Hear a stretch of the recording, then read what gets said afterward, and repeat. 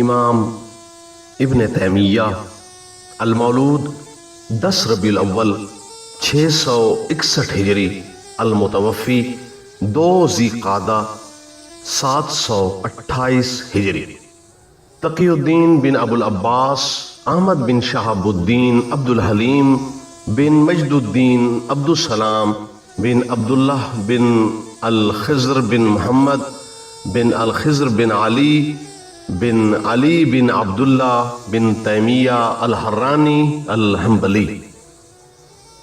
امام ابن تیمیہ فقیہ اور مجدد علماء و فضلاء کے خاندان میں حران میں پیدا ہوئے۔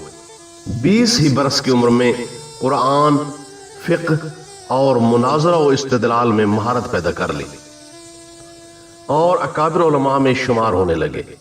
691 ہجری میں حج کیا۔ ابن تیمیہ نے باطل عقائد کے خلاف زبان و قلم سے جہاد کیا۔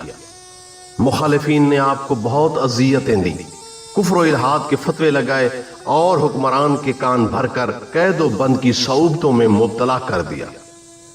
ابن تیمیہ نے تفسیر، حدیث، فقہ، نحو، لغت، فلکیات، الجبرا، ریاضی، علوم عقل و نقل اور تقابل ادیان کے موضوعات پر 500 سے زیادہ کتابیں لکھی۔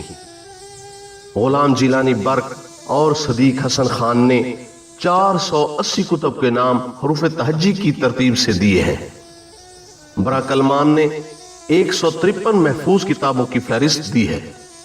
ابن تیمیہ کے شاگرد ابن قیم الجوزیہ نے ان کی تعلیمات کو دنیا میں پھیلایا۔ ابن قدامہ، محمود آلوسی، محمد بن عبد الوہاب نجدی، شاہ ولی اللہ، مولانا ابوالکلام آزاد اور باقر آگاہ امام ابن تیمیہ کی تعلیمات اور تصانیف کے زیر اثر ملت اسلامیہ کی اصلاح اور احیاء کے لیے کوشاں رہے۔ کتاب شاہکار اسلامی انسائیکلوپیڈیا، صفحہ نمبر 77 اور صفحہ نمبر 78۔